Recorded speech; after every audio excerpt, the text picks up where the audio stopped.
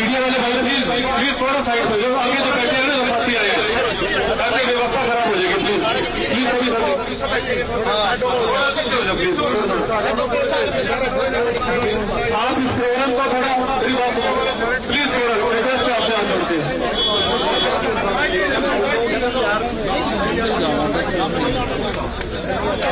थोड़ा सा साइड हो जाओ, एक सेकंड शिक्षा का मैं सभी साथियों से रिक्वेस्ट करूंगा, मैं सभी साथियों से रिक्वेस्ट करूंगा प्लीज आप प्लीज थोड़ा थोड़ा इधर आ जाइए, थोड़ा सा इधर आ जाइए प्लीज, थोड़ा पीछे हो जाओ ताकि सब लोग सुन भी सके बात।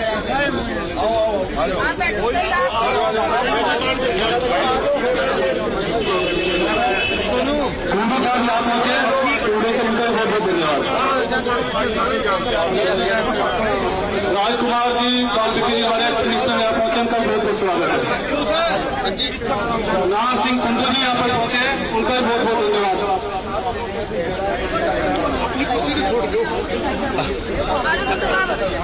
आप बैठो, नहीं आप खड़े हो गए, हम बैठे थे। भाई साहब हमारे तो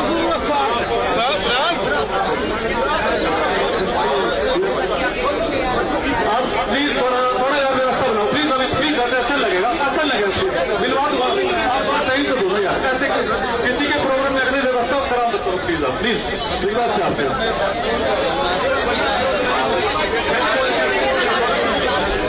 मैं अभी भाई सभी सैनिकों का बाद में दिवांशु भाई सभी से मिलकर जाएंगे, अपनी अपनी शूटिंग कराने करें भाई, रिक्वेस्ट हाथ जोड़ के।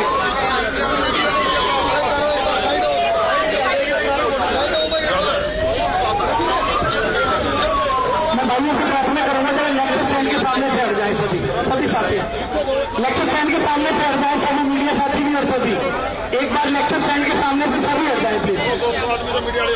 आप दिवांशु भाई एक बार खड़े होकर सब लोग हाथ से खिला दो प्लीज, सारे साथी जरूर बड़ी बहुत इंतजार कर रहे हैं।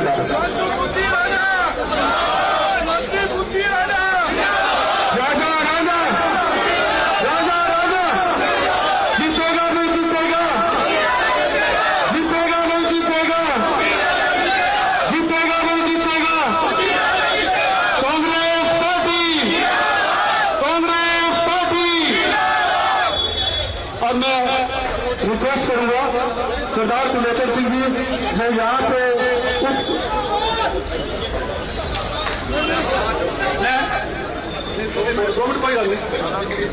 हमारे शमशेर सिंह गोगी जी विधायक हैं असम से, मैं उनसे रिक्वेस्ट करूंगा 2 मिनट को भी उठना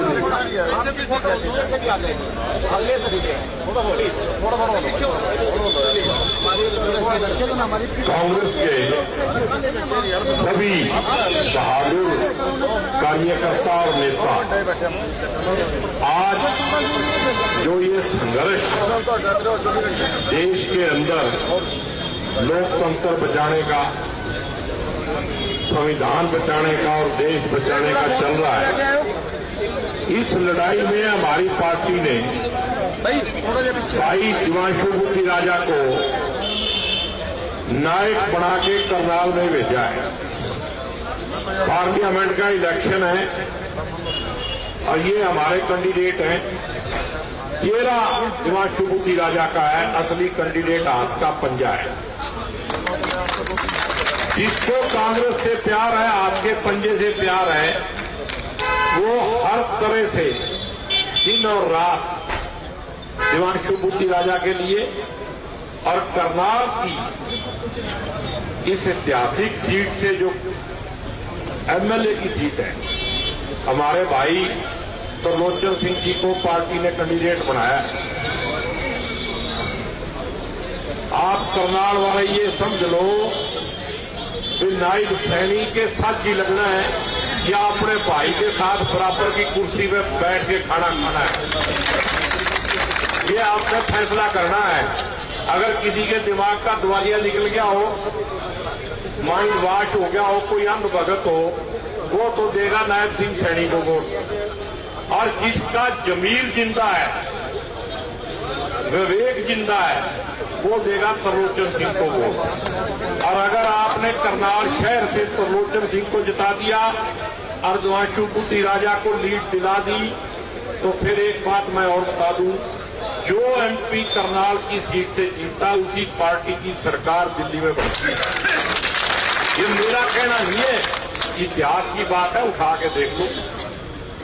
जब तक पंडित चिरंजीव लाल एमपी रहे, कांग्रेस की सरकार रही, आईडी स्वामी जी आए, सरकार गई। 14 तक बीच में फिर कांग्रेस की सरकार रही, कांग्रेस का एमपी रहा। और 14 के बाद आपने कौन कौन बनाया? कोई दिल्ली से आया, अरे वो भाटिया बनाया था, भाटिया तो इन्होंने अपने आप ही पैक करके यूपी में भेज दिया, भी तेरी शक्ल देख के हमारे वोट घट जाएंगे। तो 25 तारीख तक यहां माता ही हो। खट्टर साहब ने कह के भेजा, मेरे को बताया किसी पानीपत वाले ने, मेरे मतलब वहां लिंक है। जो इसकी भाई की प्रॉपर्टी की दुकान थी ना, उसका भी मैंने ही उठाया था मुद्दा, आपको याद होगा सबको।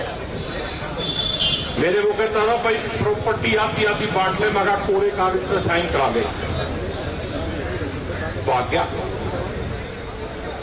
तो मेरा ज्यादा समय मैं नहीं लेता, लेकिन एक बात मैं आपको कह दूं, अपना स्वाभिमान जिंदा रखने के लिए करनाल के लोगों को भाई देवांशु बुद्धि राजा को भी जिताना है और सरदार त्रिलोचन सिंह को भी जिताना है।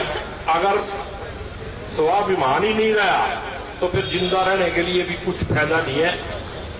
ज्यादा बात कर दूंगा, इलेक्शन का टाइम है, कोई नाराज हो जाएगा। जय हिंद, जय भारत। और मैं आदरणीय हमारे हरियाणा सरकार के पूर्व मंत्री रहे श्री भीमसेन मेहता जी से रिक्वेस्ट करूंगा, 2 शब्द में करूंगा।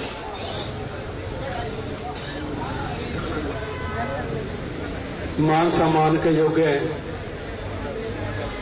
असंध के विधायक शमशेर सिंह जी, हमारे लोकसभा के प्रत्याशी, एक ऊर्जावान नौजवान भाई दिव्यांशु बुद्धि राजा जी, विधानसभा प्रत्याशी त्रिलोचन सिंह जी, आज के इस समारोह के आयोजित गावा परिवार, पत्रकार एवं छायाकार बंधु, अगर एक एक का नाम लूंगा तो काफी समय लगेगा। हमारे जिला के प्रभारी तो लहरी सिंह जी, उपस्थित मेरे बुजुर्गों, नौजवान साथियों, प्यारे बच्चों, मातृशक्ति, मेरा और मेरे साथ आए हुए सभी साथियों का आपसे सभी से निवेदन है, क्योंकि समय को देखते हुए आप काफी समय से बैठे हैं।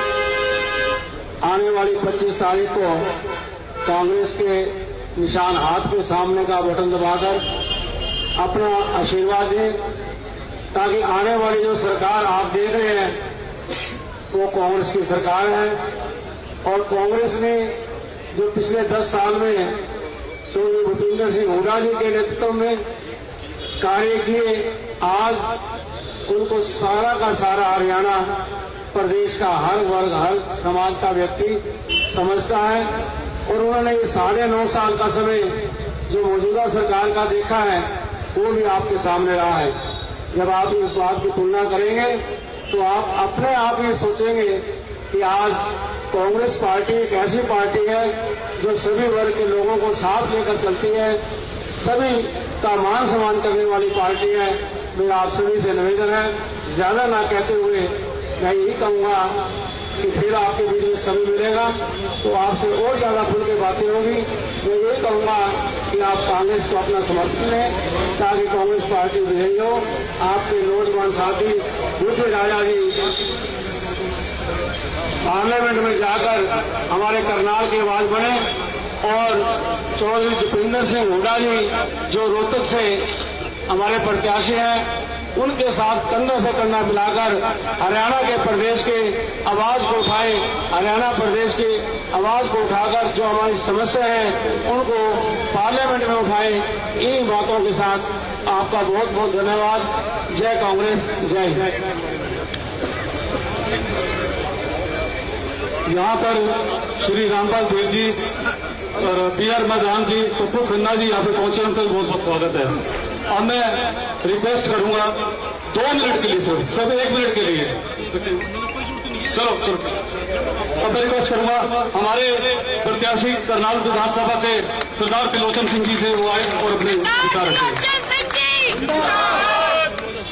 आलोक समाज शहर राजा करण की धरती, जो रोज 1.25 मन सोना दान करते थे, उसी धरती को लूटने के लिए 10 साल पहले मनोहर लाल खट्टर को भेजा गया। हम उनके बहकावे में आए, 8,000 करोड़ रुपया स्मार्ट सिटी के नाम के लूट के चले गए। जब हमने हिसाब मांगने की बात कही, उन्होंने लेके नैसी सैनी को आगे कर दिया, पीछे सामने लो। अब आपके बीच में जब आएंगे, आपने करना उनसे सवाल, हमारी स्मार्ट सिटी पे कितना पैसा खर्च हुआ, वो लोग क्या क्या काम किया, क्या क्या करनाल के लोग बंधुआ मजदूर हैं। जब दिल करा मनोहर लाल खट्टर जी आप भाग के जब दूसरे को छोड़ के, करनाल के लोग बंधुआ मजदूर नहीं है। करनाल के लोग अपने स्वाभिमान की लड़ाई लड़ना जानते हैं। करनाल के लोग जानते हैं तो बड़े बड़ों के बिस्तरे गोल करने। तो मैं पूछना चाहता हूं, जब कोरोना काल था, ये करनाल के लोग बैठे हैं, कोरोना काल में 3 महीने तक दहशत का मोड़ रहा। कोरोना काल के दौरान सैकड़ों हमारे भाई हमारे से विदा हो गए। मनोहर लाल खट्टर, जिसको हमने मुख्यमंत्री बनाया था, मनोहर लाल खट्टर जिसको प्यार से लोगों ने MLA बना के CM बनाया, 3.5 महीने तक करनाल में नहीं आए। मैंने उनको चिट्ठियां लिखी, आओ करनाल के लोग तड़प रहे हैं, आओ करनाल के लोग कोरोना की मार झेल रहे हैं, गरीबों के घरों में रोटियां नहीं बन रही, हमारी जो लेबर है वो पैदल जाने के लिए मजबूर हो गई है।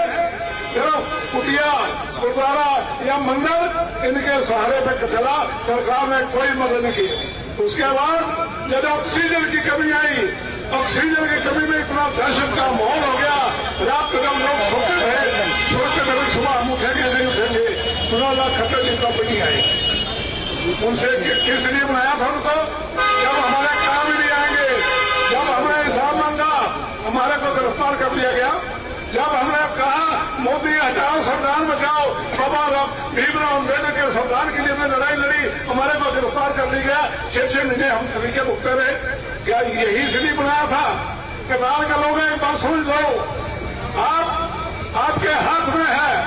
अगर फिर दोबारा कोई मुक्ति होगी, ये करनाल को क्या सारा हरियाणा के अंदर लोग सोचेंगे करनाल के जवाब दे होंगे, तो हमारे आने वाले बच्चे जो होंगे आपसे भी सवाल करेंगे, हमसे भी सवाल करेंगे।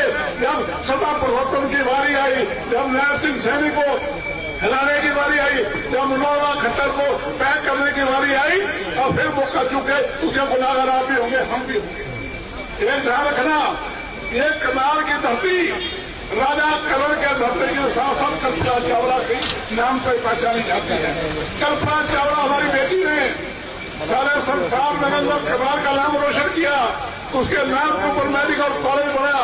आज मेडिकल कॉलेज जो है वो भ्रष्टाचार का हब बन चुका है। जो मेडिकल कॉलेज है उसमें जो दलाल है उनका कब्जा हो चुका है। बताए भाई हमारे बड़े लोग बैठे हैं, कभी मेडिकल कॉलेज को सुविधा मिली, फिर लूट कब्जा बना दिया। प्रशासनिक अदालत खत्म हो गया, उन्होंने व्यवस्था पंगू हो गई, करोड़ों रुपया खा गए, CM सिटी करंट सिटी बन गई, स्मार्ट सिटी भ्रष्टाचार का हब बन गई। इसका जवाब आपको मनोहर लाल खट्टर से देना होगा। इसका जवाब सैनी जब से लेना होगा, नवाज सिंह सैनी से। ये विक्रम बताल की जोड़ी सिर्फ कहानियां सुनाती है। ध्यान रखना, विक्रम बताल को जिसने देखा होगा, ये समझ लो ये विक्रम बताल की जोड़ी एक दूसरे के कंधे पर सवार होकर स्टोरियां सुना रही है, इससे बचना होगा। हमारे बीच में हमारा भाई शिवपुरी राजा, जो कुरुक्षेत्र, जो पंजाब यूनिवर्सिटी के प्रधान रहे, जो हरियाणा सीए के प्रधान रहे, जो हरियाणा युवा कांग्रेस अध्यक्ष है, क्या ये हल्का नहीं होता जो सारे हरियाणा की मदद से क्या करता हो? आ जाओ मनोहर लाल जी खट्टर आपको पसीने आ जाएंगे।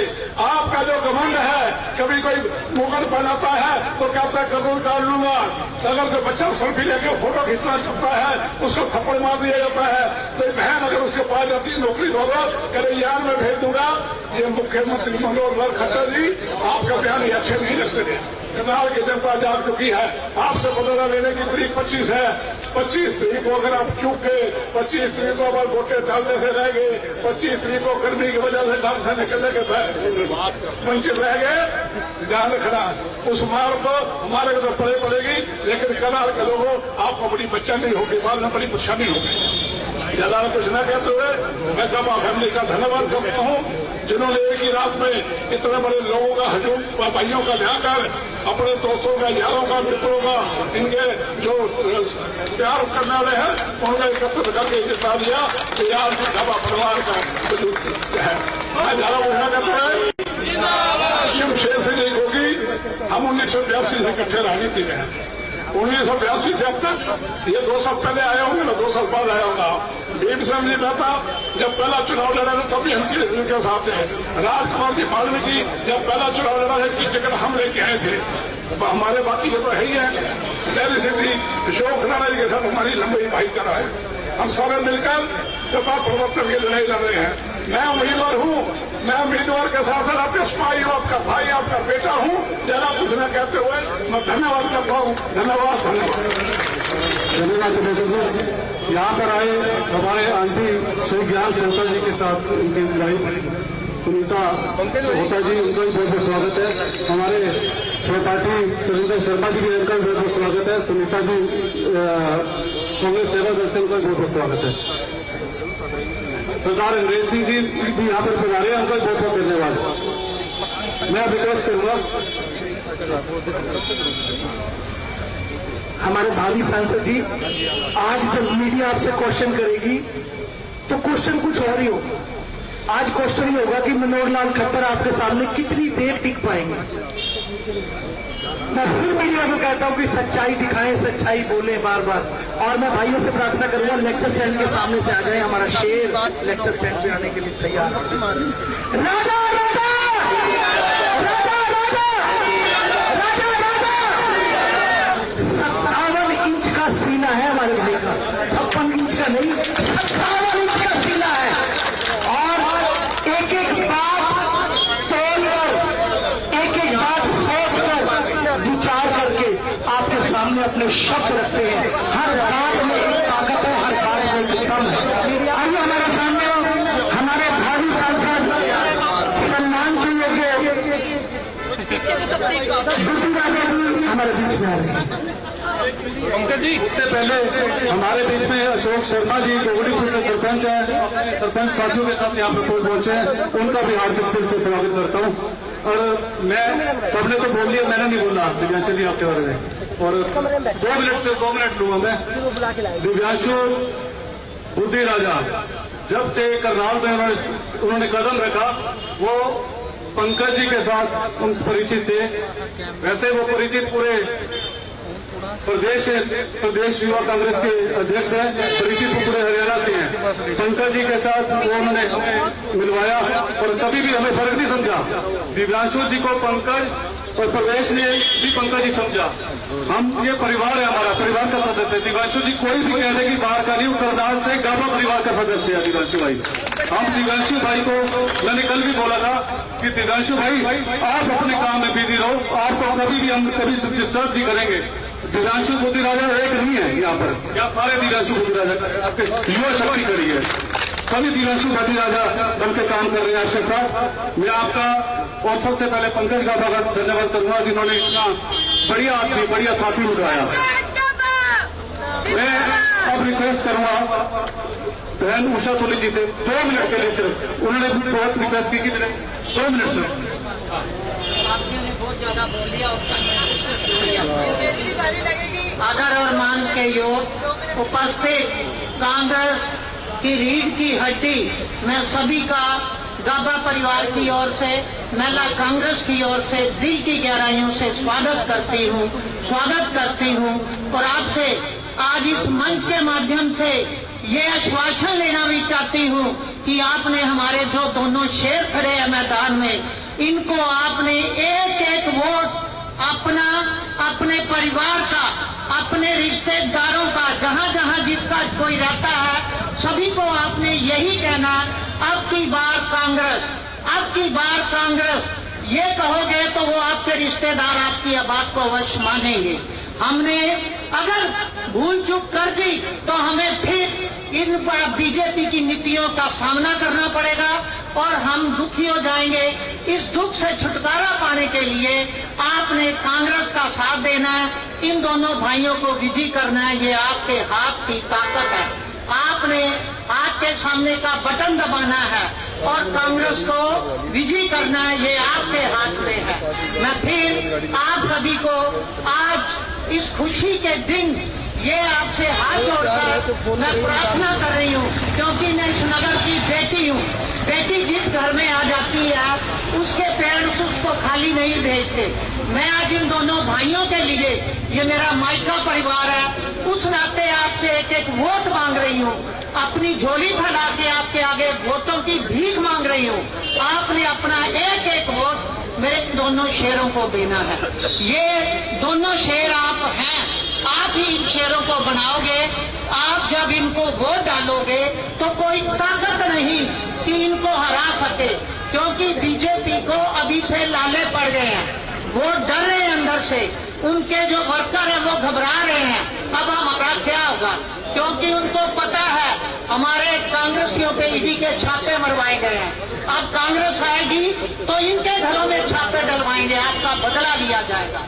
इन्होंने हमारी बेटियां जो कि खिलाड़ी थी, इन्होंने दिल्ली के अंदर उनको उनका हक न देकर उनकी चोटियां खींची सड़कों के ऊपर। सरपंचों के साथ बहुत बुरा किया, किसानों के साथ आज तक ये बुरा कर रहे हैं। आप सभी इन बातों से भली भांति परिचित है। आपको चाहिए एक एक वोट इन दोनों शेरों की झोली में डालना। जय हिंद, जय भारत, जय कांग्रेस। धन्यवाद सचिन जी। अब मैं रिक्वेस्ट करूंगा हमारे लोकसभा प्रत्याशी बड़ाई दिव्यांशु मोदी राजा जी से। राजा राजा राजा राजा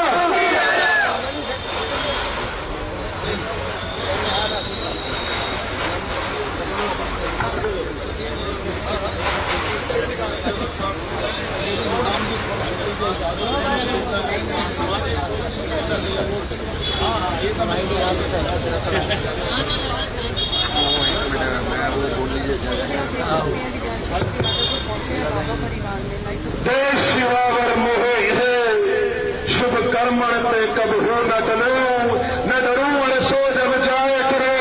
निश्चय करो अपनी जीत करो, निश्चय करो अपनी जीत करो।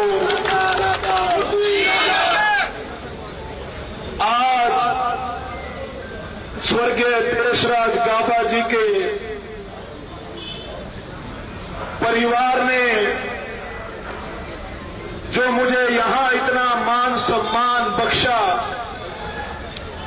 तीनों मेरे बड़े भाई परवेश गाबा जी, पराग गाबा जी, पंकज गाबा जी, तीनों भाइयों ने जो इस छोटे लाडले भाई को अपनी गोद में उठाने का काम किया है, मैं आपका दिल की गहराइयों से धन्यवाद करता हूं। ये भाई जरूर तीन हैं, लेकिन भाई पराग गाबा जी ने बताया कि मेरा और गाबा परिवार का कोई फासला नहीं है। हो सकता है अलग अलग मां की कोख से हमने जन्म लिया हो, लेकिन हम तीन नहीं, हम चार भाई हैं, हम चार भाई हैं। मैं पूरे गाबा परिवार का दिल की गहराइयों से धन्यवाद करता हूं।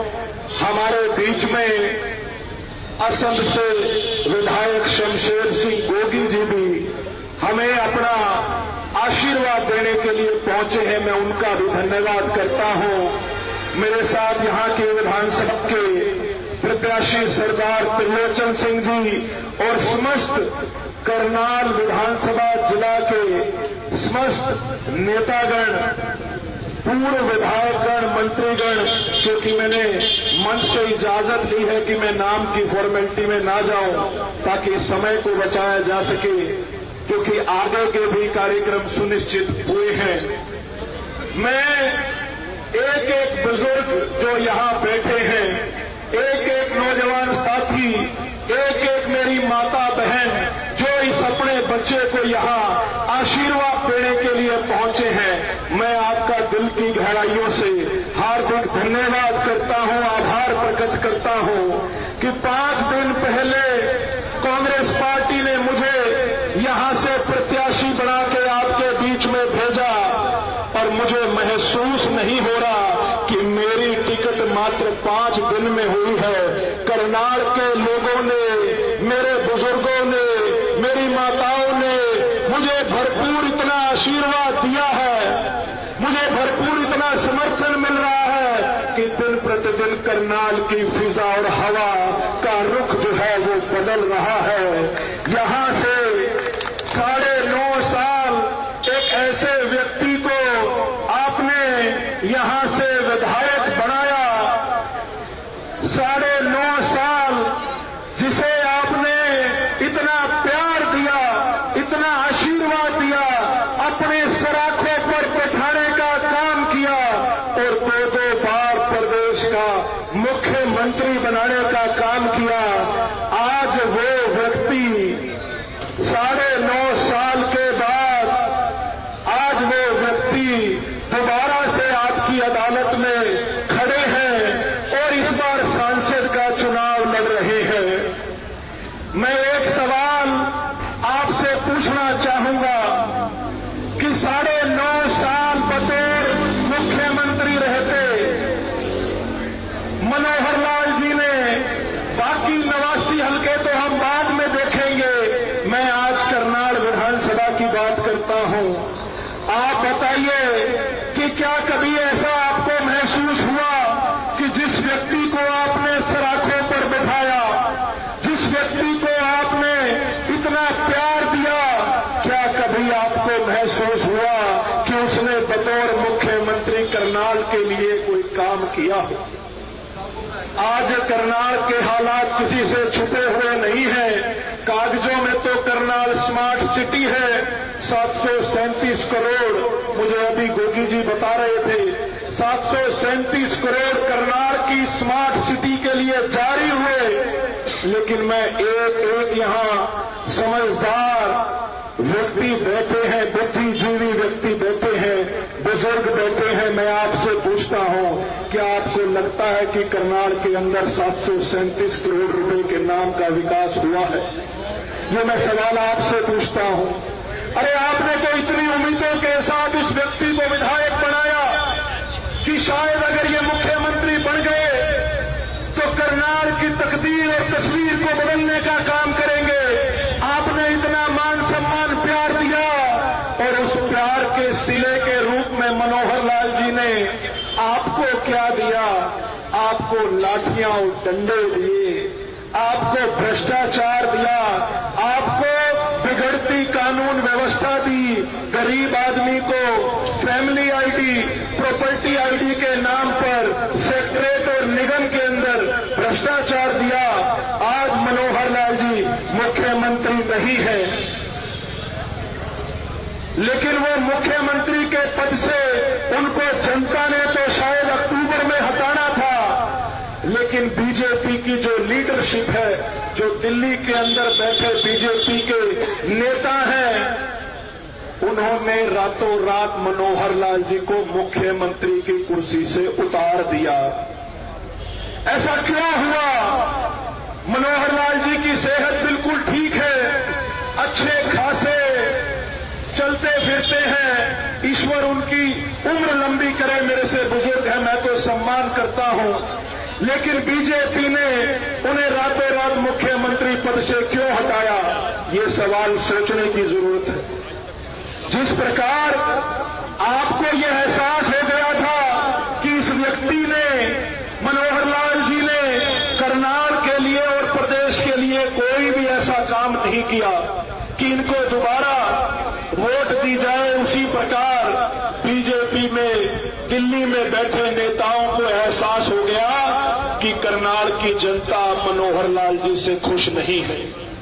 उनको यह एहसास हो गया कि हरियाणा की जनता मनोहर लाल जी के शासन से खुश नहीं है, इसलिए रातों रात उन्हें मुख्यमंत्री की कुर्सी से बेइज्जत करके उतार दिया गया।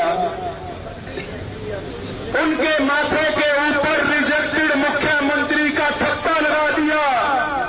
उनके माथे के ऊपर नाकाबिल मुख्यमंत्री का थप्पा अगर किसी ने लगाने का काम किया है तो वो बीजेपी ने किया है। और आज दोबारा उनको सांसद का टिकट देकर आपके बीच में भेजा है। मैं एक सवाल आपसे पूछता हूं, एक ऐसा व्यक्ति जिसके माथे के ऊपर रिजेक्टेड मुख्यमंत्री का थप्पा लगा हो, क्या करनाल की जनता एक रिजेक्टेड मुख्यमंत्री को सांसद के रूप में स्वीकार करेगी? ये सवाल मैं आपसे पूछता हूं। ये सवाल मैं आपसे इसलिए पूछ रहा हूं क्योंकि आपको इस पहलू को समझने की जरूरत है कि मनोहर लाल जी का लगभग रिटायरमेंट का समय नजदीक आ चुका है। बीजेपी ने उन्हें अर्ली रिटायरमेंट देकर एक इजी वे आउट देने का काम किया है कि अब उनको रिटायर करके दिल्ली ले जाते हैं। लेकिन 9.5 साल हरियाणा की जनता के साथ, करनाल की जनता के साथ जो विश्वासघात मनोहर लाल जी ने करने का काम किया है, क्या करनाल की जनता उसका हिसाब किताब नहीं लेगी? मैं पूछना चाहूंगा, जो प्रताड़नाएं मनोहर लाल जी ने अपने 9.5 साल के शासनकाल में करनाल के लोगों को दी है, क्या जनता उसका जवाब नहीं लेगी? जनता 100% उसका जवाब लेगी। जनता 100% उसका जवाब लेगी। बीजेपी की कोशिश ये रहती है कि जो भी आवाज उनके खिलाफ उठे उसे अपने शासन प्रशासन से दबाया जाए। मेरे को भी दबाने के भरपूर प्रयास किए। अभी 4 दिन से मीडिया में ये चल रहा था कि दिव्यांशु बुद्धि राजा के ऊपर मुकदमे दर्ज हैं। हाँ, मेरे ऊपर मुकदमे दर्ज हैं, लेकिन मेरे ऊपर किस चीज के मुकदमे दर्ज हैं ये भी समझने की जरूरत है। मैं पिछले 12 साल से हरियाणा के छात्रों और नौजवानों की आवाज उठा रहा हूं। मनोहर लाल जी से लगातार बेरोजगारी के मामले पर सवाल पूछ रहा था, तो एक दिन मनोहर लाल जी मुझे एक संवाद कार्यक्रम में मिल गए। जितनी देर ये खन्ना जी खड़े उतनी देर मेरा फासला था। मैंने मनोहर लाल जी से पूछा कि खट्टर साहब, आपने वादा किया था कि आप सत्ता में आओगे तो हरियाणा के बेरोजगारों को रोजगार दोगे, लेकिन मेरी आवाज वहां नहीं सुनी गई और मुझे वहां से पुलिस के हवाले करके मुझे 3 दिन जेल में भेज दिया। मेरे ऊपर 4 मुकदमे और दर्ज हैं, लेकिन आपको यह बताना चाहूंगा कि एक भी मुकदमा कोई लड़ाई झगड़े का नहीं है, किसी और गलत चीज का नहीं है। मेरे पे 5 मुकदमे सरकार ने दर्ज करे हैं और 5 के 5 मुद्दे लोगों की आवाज उठाने को लेकर राजनीतिक द्वेष भावना से प्रेरित होकर मेरे ऊपर मुकदमे दर्ज किए हैं। मेरे को जेल का रास्ता भी दिखाया गया और अब एक नया मुकदमा जो इन्होंने बीजेपी के आईटी सेल ने छेड़ रखा था कि दिव्यांशु बुद्धि राजा तो भगोड़ा है। मेरे को भगोड़ा कह रहे थे। आज मैं आपके सामने बीच में खड़ा हूं। वो मुकदमा क्या था जिसमें मेरे को ये भगोड़ा कह रहे थे? जब मैं जेल से बाहर आया, आते ही मैंने दोबारा मनोहर लाल जी से पूछा, और जैसा ये फ्लेक्स लगा है ना, इससे शायद छोटा था, इतना ही छोटा एक फ्लेक्स लगाया और शहर में लिखा उसके ऊपर कि मनोहर लाल जी बेरोजगारी पर जवाब दो, हिसाब दो। सिर्फ इतना सा मुकदमा था। क्या आपको लगता है कि सत्ता में बैठे लोगों से सवाल पूछना गलत है? क्या सरकार को यह लगता है कि बेरोजगारी के मामले पर अगर मैं सवाल पूछ रहा था तो ये गलत था। अगर ये गलत था तो ऐसे 100 मुकदमे झेलने को मैं तैयार हूं, और जेल भी जाना पड़े तो जेल जाने के लिए भी तैयार हूं। लेकिन कल मैं तो ईश्वर का, मेरे प्रभु का, सच्चे पातशाह का मैं धन्यवाद करता हूं, और हमारे देश के संविधान का मैं धन्यवाद करता हूं। मैं धन्यवाद करता हूं न्याय प्रणाली का। जब कल मैं कोर्ट के अंदर गया तो जाते ही 2 मिनट के अंदर मुझे जमानत दे दी गई, 2 मिनट के अंदर। और ये जो जमानत दी है ये और कुछ नहीं है, ये बीजेपी पार्टी के मुंह के ऊपर एक करारा तमाचा मारने का काम किया है, करारा तमाचा मारने का काम किया है। मैं ये बातें आपको इसलिए बता रहा हूं क्योंकि बीजेपी हमेशा मुद्दों से भटक कर बात करती है, दुष्प्रचार करती है। मैं तो बार बार ये बात कहता हूं कि बीजेपी में अगर दम है तो आओ हमसे मुद्दों पर बात करो, जन समस्याओं पर बात करो, 9.5 साल का आपका जो शासनकाल रहा है उसके ऊपर बात करो। लेकिन हमेशा ये मुद्दों को भटकाने की कोशिश करते हैं। हमेशा इनकी कोशिश रहती है कि जनता का ध्यान जिन मुद्दों को छोड़कर इधर उधर की बातों पर भटकाया जाए। लेकिन मुझे कल जो जमानत मिली है, पूरे हिंदुस्तान में इस बात की चर्चा है कि 31 साल के नौजवान के सामने बीजेपी की पूरी सरकार और 2 मुख्यमंत्री लड़ाई लड़ रहे हैं। मेरे से मीडिया के लोग ये पूछते हैं कि आपका तो कोई पिछोकड़ नहीं है, आपके घर में तो कोई राजनीति में नहीं है, आपके घर में तो कोई एमएलए एमपी नहीं है। बीजेपी के पास तो इतना तगड़ा शासन है, प्रशासन है, तंत्र मंत्र है, आईटी सेल है, आपके पास क्या है?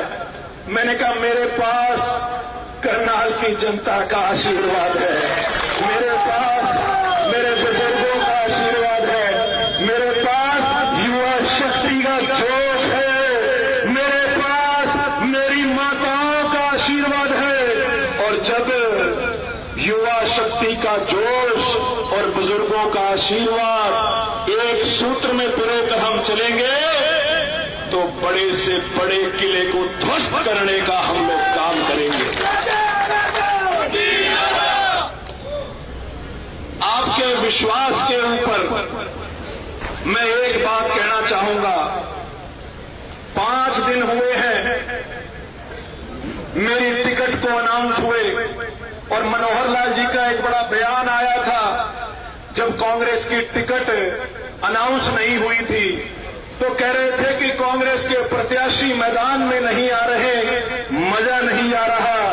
खट्टर साहब अब तो मजा आ रहा होगा, अब तो आपको मजा आ रहा होगा। एक 31 साल का नौजवान आपको चैलेंज कर करके, मेरे को अदालत से तो जमानत मिल गई, मैं आपको चैलेंज करता हूं आप जनता की अदालत में आइए, और लोगों में जो गुस्सा आपके प्रति है, मैं ये बात 100% कह सकता हूं कि जनता की अदालत में आपकी जमानत जब्त करेगी जनता।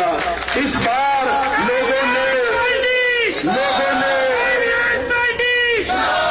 इस बार करनाल की जनता ने मूड बनाया हुआ है, माहौल बनाया हुआ है कि मनोहर लाल जी को मुख्यमंत्री के पद से तो बीजेपी ने हटाया है, लेकिन मनोहर लाल जी को परमानेंट रिटायर करके यहां से भेजने का हम लोग काम करेंगे। और मीडिया के साथी बार बार सवाल पूछते हैं, मैं कह ही देता हूं। मुझसे पूछते हैं कि दिव्यांशु जी आपकी उम्र 31 साल है और आपके जो प्रतिद्वंदी हैं उनकी उम्र 70 साल है, उनको 10 साल का एक्सपीरियंस है। पहली बात तो ये है कि जो व्यक्ति 10 साल में फेल मुख्यमंत्री साबित हुआ हो उसका कोई एक्सपीरियंस गिना नहीं जाता। और दूसरी बात, मेरी उम्र मनोहर लाल जी से आधी से भी कम जरूर है, लेकिन मेरी स्पीड मनोहर लाल जी से 3 गुना ज्यादा है। ईश्वर का आशीर्वाद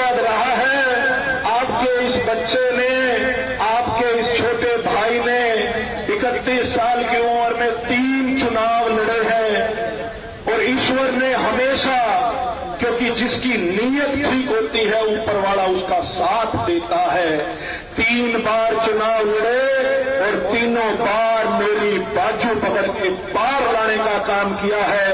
और जो आशीर्वाद आपसे मुझे मिल रहा है, मैं ये आपको आश्वस्त कर सकता हूं कि इस बार चौथी जीत करके बाउंड्री लगाने का हम लोग यहां से काम करेंगे। वो किसी ने बात कही है कि वो पिपली दया पतिया, ओ पिपली दया पतिया क्यों किण किण लाइए, खड़ जा चढ़ जा और रुक नविया दी आइए, रुक नविया दी आइए। आज मुद्दे बहुत हैं लेकिन समय का अभाव है। अपने परिवार के बीच में आया हूं, नतमस्तक हूं, इतने प्यार और स्नेह आपने दिया। बस आपसे एक आखिरी निवेदन करके अपनी बात को यहां से पूर्ण विराम दूंगा कि आने वाली 25 तारीख को ये सिर्फ करनाल का चुनाव मत समझना, पूरे हरियाणा के लोगों की नजर अगर किसी पर है तो वो करनाल के एक मतदाता के ऊपर है।